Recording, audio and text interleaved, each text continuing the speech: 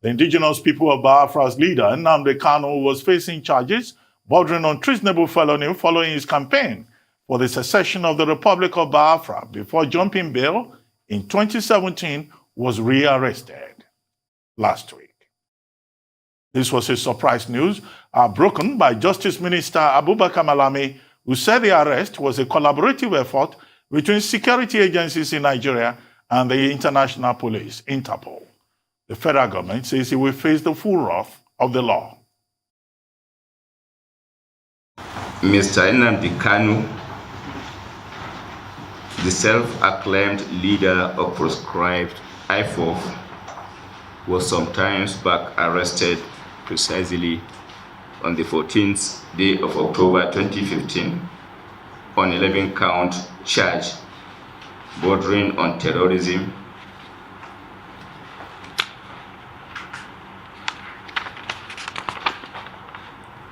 treasonable felony, managing an unlawful society, publication of defamatory matters, illegal possession of firearms, and improper importation of goods, among others. You may also recall that a judge at the Federal High Court, Abuja, on the 28th March 2019, revoked Kanu's bail that was granted him on health grounds and issued a bench warrant for his arrest on the same date over his failure to appear in court for hearing. He has, often jumping bail, been accused of engaging in subversive activities that include inciting violence through television, radio, and online broadcast against the Nigerian state and institutions. We can tell you that the forensic investigation carried out so far has revealed a treasure trove of information on the proscribed IPOB leader and his collaborators.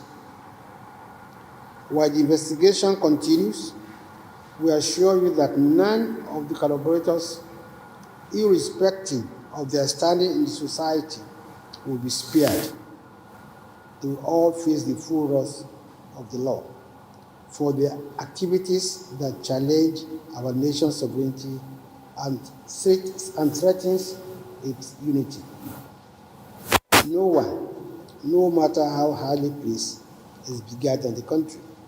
There have been speculations on how this rearrest was pulled off and in which country the Iteso fugitive leader of the proscribed IPOB was nabbed. What we can tell you once again is that their rearrest was made possible by the diligent efforts of our security and intelligence agencies in collaboration with countries with which we have obligations. We continue to respect and honor these obligations. After successfully rearresting and rearraigning the leader of the indigenous people of Biafra, Nnamdi Kanu, the federal government is going after another secessionist, Sunday Adeyemo, popularly known as Sunday Igboho. The invasion of his residence by the Department of State Services, DSS, last Thursday signaled a renewed determination on the part of the government to clamp down on those seeking the breakup of the country. Although Igboho escaped during the raid, the government has declared that there will be no hiding place for him and his courts. Joining me now is Senator Shehu Sani, who represented Kaduna Central Senatorial District in the 8th Senate. Good to have you, Senator Shehu Sani, on the program. Welcome to This Day Live. Thank you for having me. Yes, very quickly, I just want your take on the two major incidents relating to the rearrest, or if you like, the interception of Nnamdi Kanu, the head of the indigenous peoples of Biafra, and also the attack by the Department of State Services on the residence in Ibadan of the leader of a movement in Yoruba land, popularly known as Chief Sunday Adeyemo, and known also as Sunday Igboho.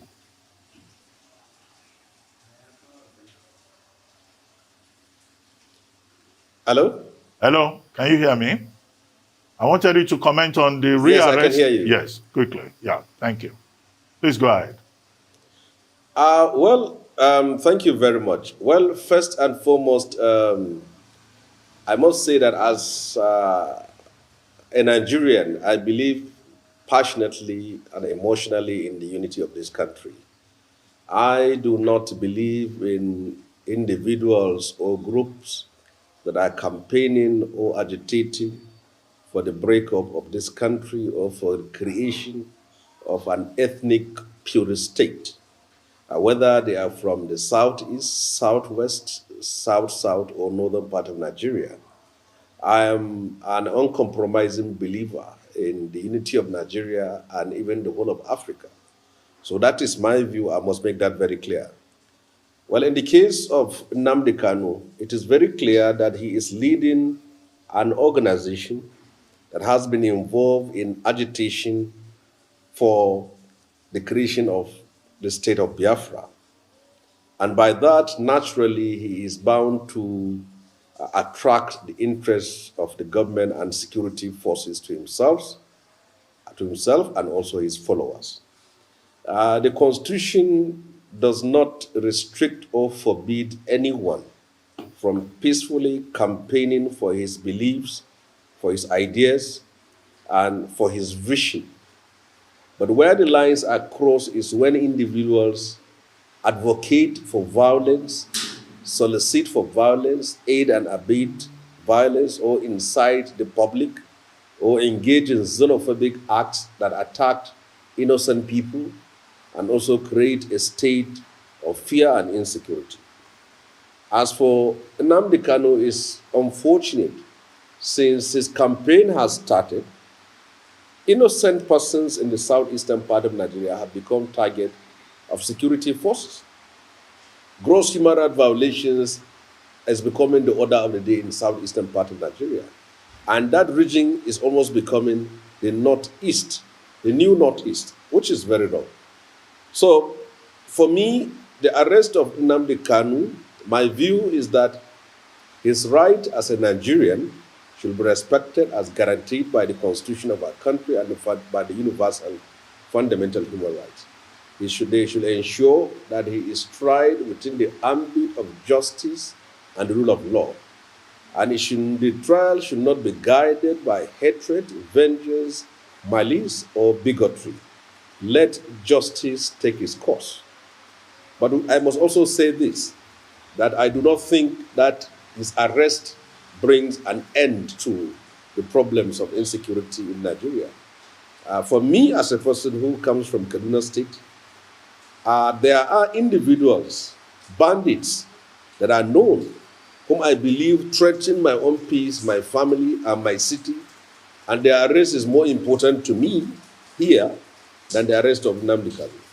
But for Nnamdi Kanu that has been arrested, the trial should be fair and just. And for a man like me, who have several times been in and out of prison and have several times also been arrested, there is no way I will celebrate the arrest of any person because of an idea which he pursued.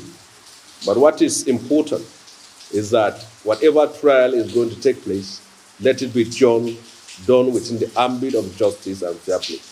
And in the case of Sunday Igboho, who is another secessionist, he has the right to organize protests, rallies, and campaigns and propagate his own ideas.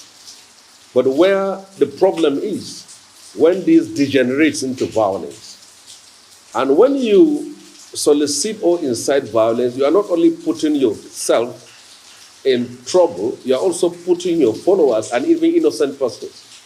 And you also give license for human rights violations, breach of law, and all brigandage by security men, both those who are uniformed and those who are not. So I believe that he has a cause he is fighting. I don't believe in his cause. I believe in unity of Nigeria. But he has a right to pursue his cause in peace without soliciting for violence.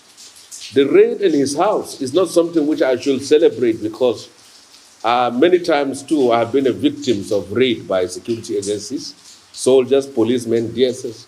So it's not something which I can say that I subscribe to. But if we are fighting terrorism, fighting separatists, fighting bandits, as a democratic state, we have an obligation to balance our security exigencies with our own responsibility and duty as a democracy to respect fundamental rights of citizens. So we shouldn't, because some people are pursuing some ideas, pursue them, abandon the rule of law, and then go after them with such violence and breaches of law and order. Well, As Senator, for me, for Nnamdi Kanu and Sunday Igboho, I don't share their own idea of Nigeria. Yes.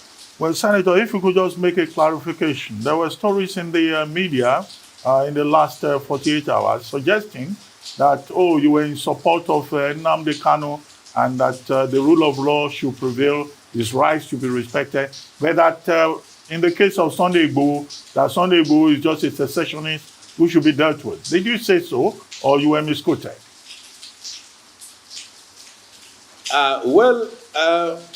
Since Nnamdi Kanu is arrested, there is the need for the authority to respect his fundamental rights and ensure he is tried within the course and ambit of justice and the rule of law. That is what I said. And that does not amount to supporting him. I can't support a secessionist. I'm not one. I'm for unity of Nigeria. Anybody who is determined to fight government, fight insurgency, fight dictatorship and aristocracy of government, autocracy of government, I'm for that. But I can't say because Nnamdi Kanu is arrested, so he should be slaughtered without going through the process of law. For Sunday Igboho, he is not arrested. My views on that is that I do not share his view, but his fundamental rights should also be respected. If he is also arrested, what I would say is that his rights should also be respected. So it's not that I'm supporting one and opposing one. The both of them, I do not share their view, but they are Nigerians, and they deserve their rights to be respected, and not because they are pursuing a cause, so you should give a license to security agencies to cross and breaches the law. That is the clarification of my position. Okay, let me ask you. I mean, there are many persons, particularly from the south and also from the north, who have accused the Nigerian government of double standards. They say that the Buhari administration is going after Nnamdi Kanu, Sunday Igboho, although the details are not exactly similar. But that when is the federal government of Nigeria going to go after people like Dogon DJ and people like Sheikh Ahmed Gumi? And there have been comments out there. So they think that we have a government that is protecting persons in one part of the country and clamping down on others in another part of the country. What do you say to that? Well, I will say this on this matter.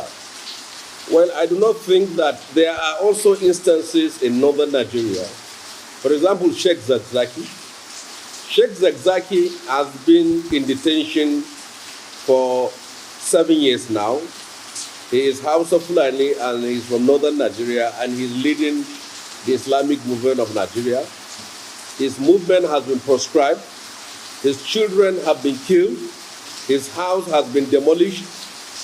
And he has been tried, he's under trial for murder. So you can see the case of Zakzaki, who is also a northerner, what he's facing. But if you are putting it in comparative terms from what the government does with separatists and what it does with bandits and terrorists, I think you are not far from the truth.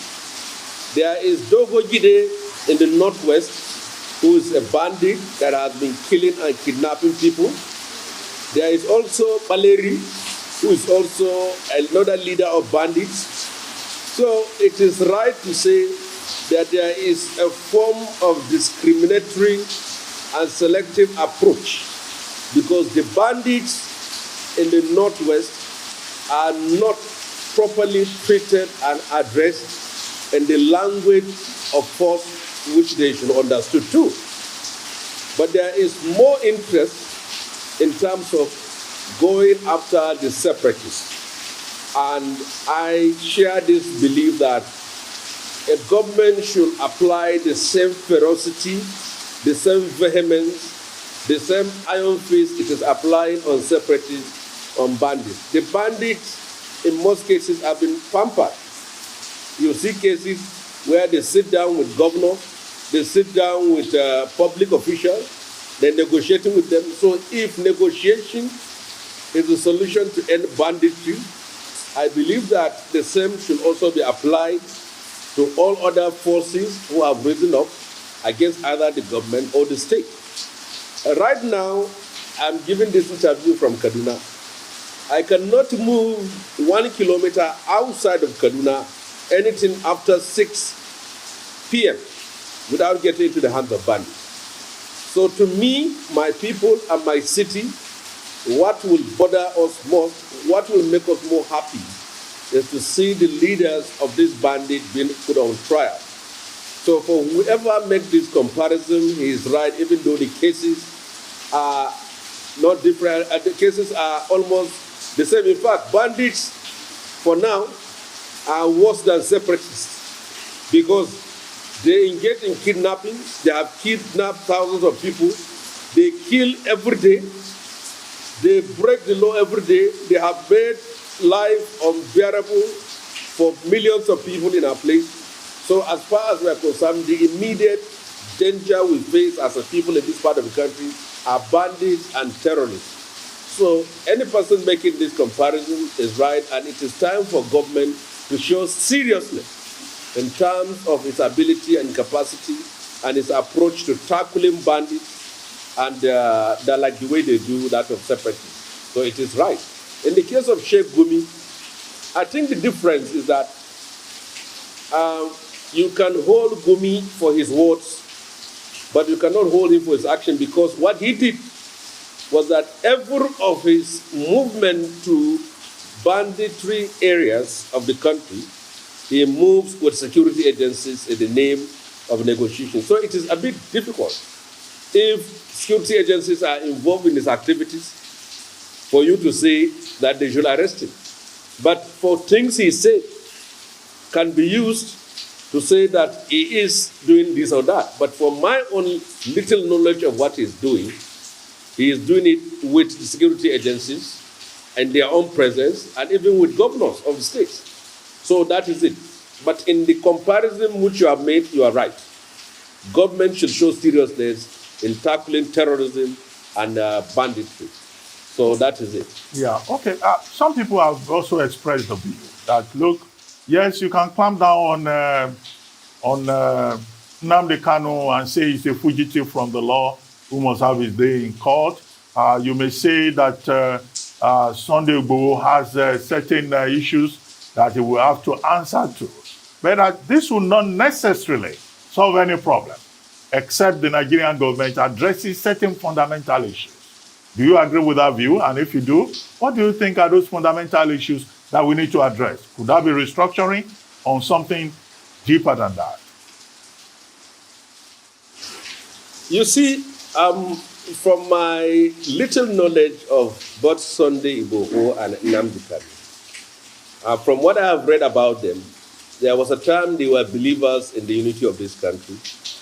They were also, they parade themselves, they do consider themselves as Nigerians and are involved in Nigerian issues. But at a certain time, they abandoned that thought. And from their own thinking, secession is the solution, which I do not share. But it is important for us to now do a soul searching, put on our own, do our own research and find out what informed such persons who believe in the unity of this country. Just wake up in a day and say they want to break the country. So being able to understand things that pushes them, things that instigate them, things that repel them from Nigeria and attract them to the idea of secession are things which we need to study. As far as I'm concerned, there are areas which are fundamental. For example, in the southeastern part of Nigeria, it is not misrepresentation to say that since after the Civil War, the Igbo man is stigmatized, is profiled, is alienated, is marginalized. And he carries the identity of that secessionist rebel. And no matter how he tries to be a Nigerian, he is being treated with suspicion, to the point that they are not being able to allowed even to produce the presidents of this country. But we have two types of Igbos, the one led by Nnamdi Kanu, who are thinking of secession, and the majority who believe in Nigeria. So we can't just use force to extinguish the fire of secession. We must use equity, we must use justice, we must use fairness. Those who believe in Nigeria, we must make them to believe that they have made the right choice by ensuring that they are being treated like any other citizen in this country. So that is right. Since 1999 to date, no Igbo man has been a president or vice president of Nigeria. So some of the issues which they have risen are right. Even when government have been established, they have been pushed to peripheral ministries, to even the government which they voted. But the president's approach should also be different. He shouldn't think of the idea of secession is simply about one person in Southeast.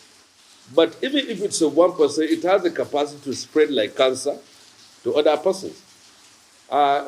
Saying that they are a dot in a cycle does not solve the problem.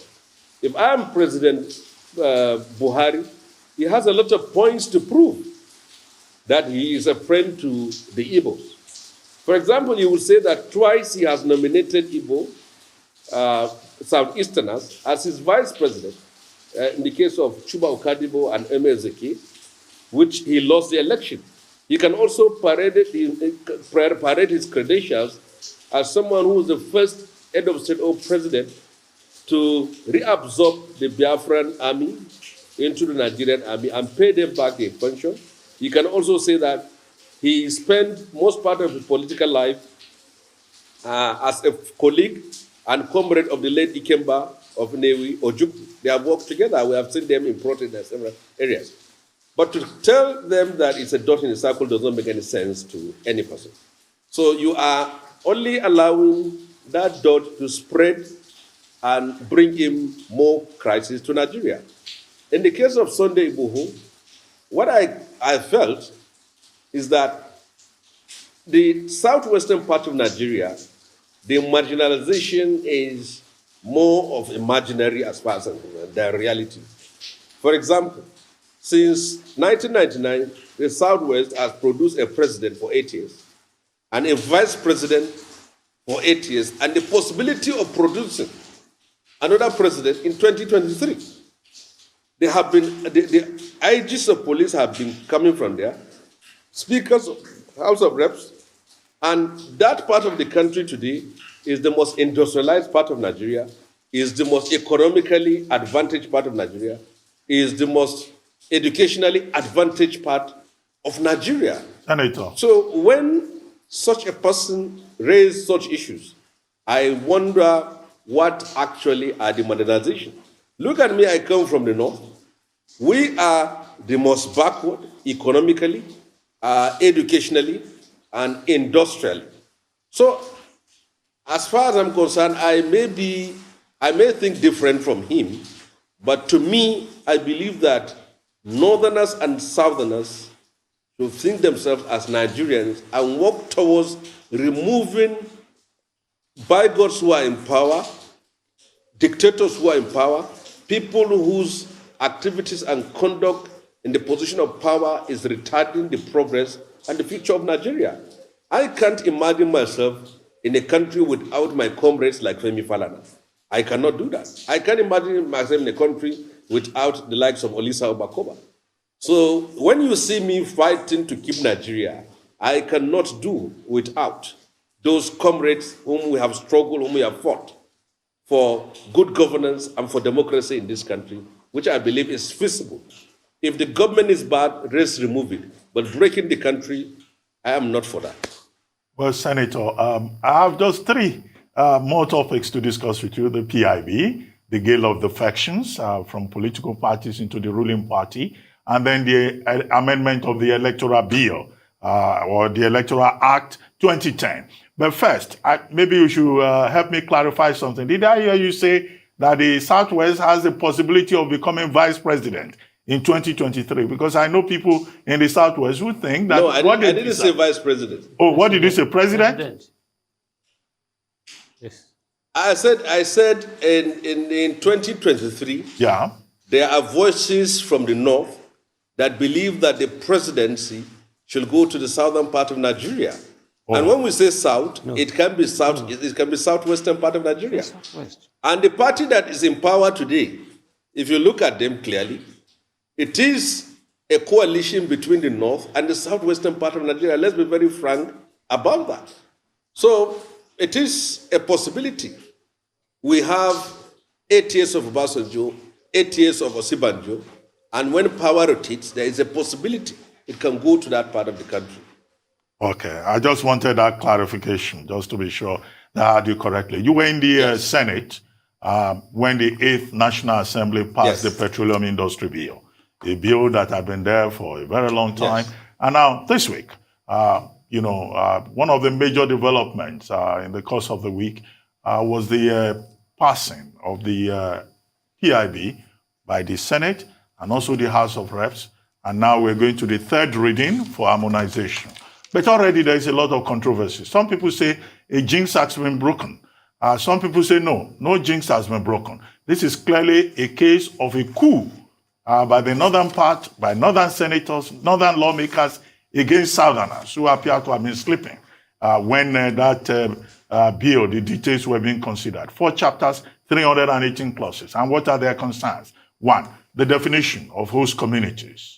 Now they say host communities will no longer just be communities that produce oil, but any community where a pipeline passes through or there is any facility. 2, frontier basins. Those frontier basins are in the northern part of the country, in Lake Chad and in Borno State. So some commentators are saying, look, this is to the advantage of the North. The North is going to be taking 30% of revenue just to develop frontier basins that have not yielded commercial quantities.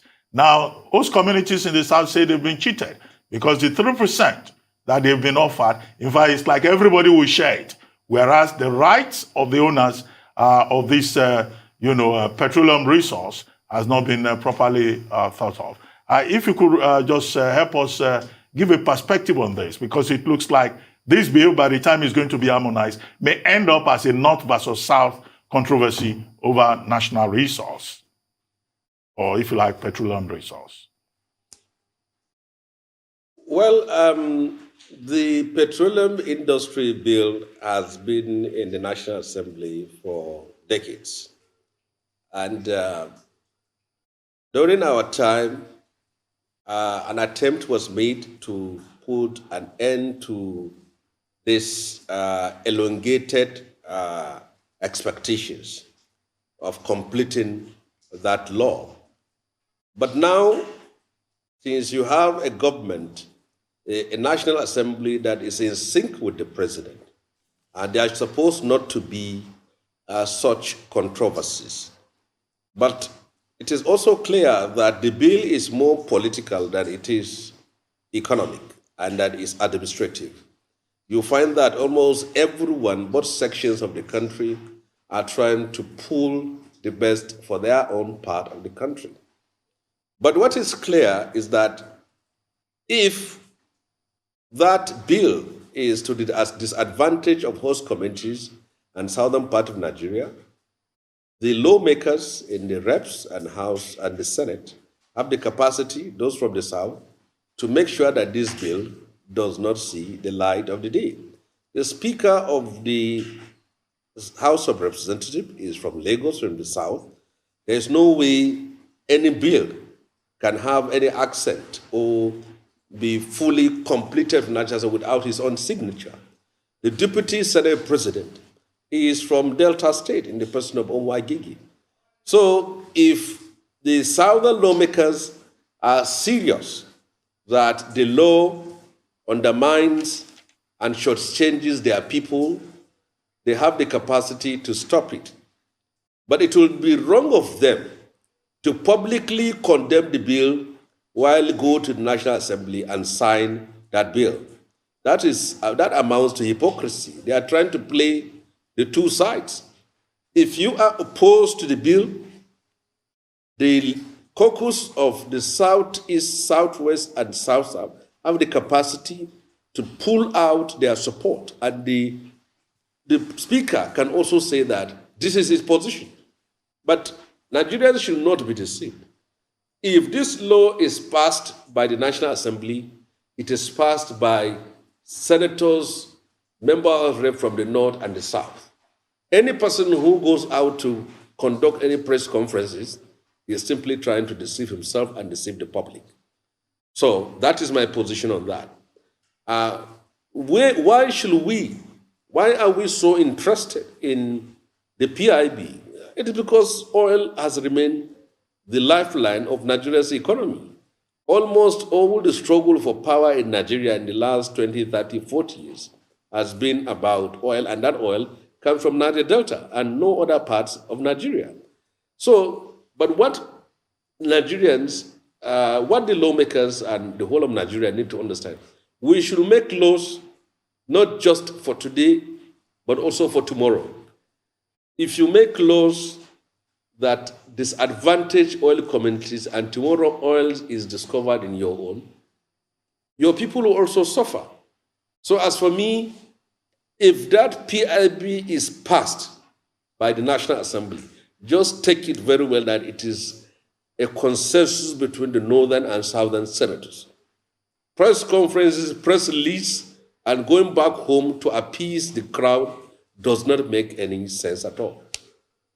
Well, Senator, one other major issue this week, even today in many of the papers, is about the new draft electoral law, the proposed Electoral Act 2021, which is meant to repeal the Electoral Act of 2010. The controversial part of it has to do with Section 50, subsection 2. And the argument is about electronic transmission of results. And the allegation is that some people have gone behind the committee, the joint committee of the two houses, to insert a clause that was not agreed upon. To it, voting can be done electronically, but votes cannot be transmitted electronically. And if you check some of the papers today, front page of this day, on Sunday in particular, some of the details are there. And I ask you, is it possible for a joint committee to agree on certain details and for some people to go behind and insert something that had not been agreed upon? If that were to happen, how can that mischief be resolved? Because we're told that this amendment will come before the National Assembly on Tuesday, 2 days from now. Well, you see, anything is possible in Nigeria. In the National Assembly, you can sit down and agree that this is the draft document that will be passed tomorrow. And very early in the morning, maybe before some of the lawmakers move to their seats, come into the chamber and take on their seats, a new version will be circulated, and within 30 minutes, the gavel will be knocked and it has been agreed. And you will not have time to go through and see what. So it's possible for an insertion. But let me tell you, apart from President Goodluck Jonathan, I don't know of any president that can do these three things. One is appoint the chairman of INEC whom he has never met, whom he has never known, like he did with Jega. One. Secondly, agree to a voter's card and registration system that will eventually become his own Waterloo. It's only Jonathan can do that. And from even what I've learned, when Jonathan was constituting the Electoral Commission, There was a time he called on President Buhari, who was then an opposition leader, to bring nomination for the Northwest. It's only Jonathan that can do that. But for the ruling political elite that are in power today, they are so conscious of power and preservation of power that they give no room for any possibility of any reform or any idea that will undermine their power base. That is why the resistance to the passage of Electoral Act, and in that, they know very well that an electronic transmission system will checkmate a lot of this rigging and falsification of announcement of result. And that's why they are very serious about that very issue. And most times, governments are opposed to reforming electoral system when they know that that will become the epitaph or the final point of their power. So as far as I'm concerned, I know very well that they will oppose such electronic transmission in the sense that it was one controversy that arose after the 2019 about server or no server, and electronic system will finally bring an end to the manual way of transmitting result that is subject to manipulation. So this is indicative that the government, the ruling political party, the power that be, are virtually not interested in credible and transparent election in 2023. Well, but will it be correct on the basis of what you have said to just conclude that there is an attempt to institutionalize electoral fraud through this so-called amendment, as it were, of the Electoral Act 2010? And what should be the response of the people? Because from some of the things you said, the lawmakers sometimes may even be helpless, overwhelmed by the power play. Well, any reform you are going to do, as long as you don't reform the transmission of results, you are simply wasting your time, because that is where the determining factor is. And I still wonder, in Nigeria, you have more people who are keeping their money in banks than people who are voting. And you can hardly have any bank that will mistake 10,000 naira for 50,000 naira. They are so precise astronomically on everything they do. Why don't we apply the same system we use in banking in our electoral system? And that is why they don't want it. If you withdraw money in Akwa Ibom, it will reflect your account that is in Sokoto State, because everything is done electronically. And that is the area they are opposed to. And it is incumbent on those who are for free, fair, transparent, and credible election in the National Assembly to pinpoint this. There is no reason to reform an electoral system once the key areas of transmitting and announcing result is not reformed. We're simply deceiving ourselves. Okay, just one more question and we'll wrap this up. And it has to do with the gale of defections that we have seen from the People's Democratic Party in particular to the APC, and the threat by leaders of the APC that more governors, not just from the PDP and other parties, will join the ruling party. Do you see this as an attempt to impose on Nigerians ahead of the 2023 general elections a one-party state?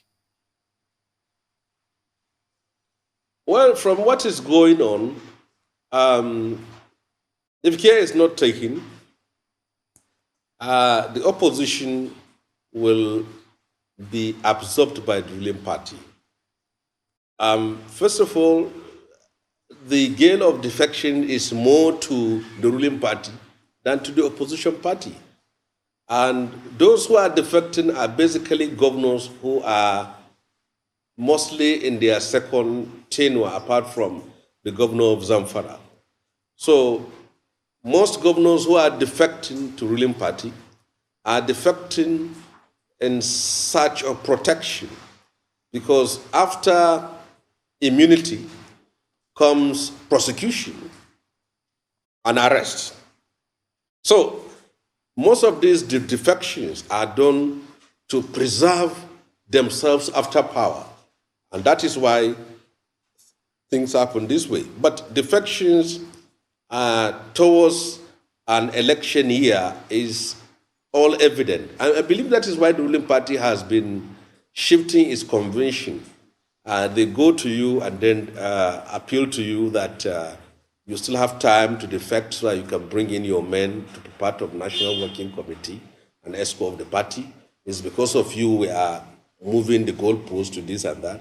And many of them are falling into that. But I believe that what they fail to understand is that it does not mean if the governor of a state has defected, so it means that the whole people of that state have defected to the ruling party.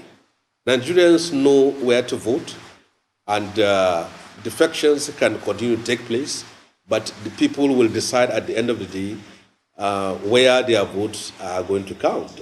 And people like us too will soon announce our own side of the defection because we're in politics. And that was going to be my next question. God. I mean, you were a member of the All Progressives Congress. You went to the Senate on the platform of that party. Now you are in the People's Redemption Party. Has anybody been reaching out to you to ask you to return to the APC, which you know very well and where you were? So are we likely to see tomorrow Senator Shehu Sani also returning to the APC and saying, well, I'm back home? Because that's a popular phrase here in Nigeria. Well, when election period like this come, naturally there will be a lot of contacts, approaches, and we have been getting from both sides, and we will decide on what we will do and where we will be at the right time. Because if you look at politicians in Nigeria, mostly some are nomads and some are headsmen in their own career. So I hope some of us will make the best decision that is in line with, and before you defect or before you change your political party, what should guide you is not simply your own interest, but also the interest of the people who and where you come from. So I believe that will be it. But some people will say they are waiting for God to call them to do this or that. But I think at the end of the day, it is about what you believe is practical, realizable, and impactful. So for me, I am shortly going to decide of where I am going to go, whether to go back to Egypt or go to the promised land. We will certainly make a position. Anyway, oh my God. Anyway, in particular, I like that distinction between nomads and X-Men. I'll reflect on that further. But thank you very much, Senator Shehu Sani, for joining us on This Is Live, the Sunday talk show. Good to have you.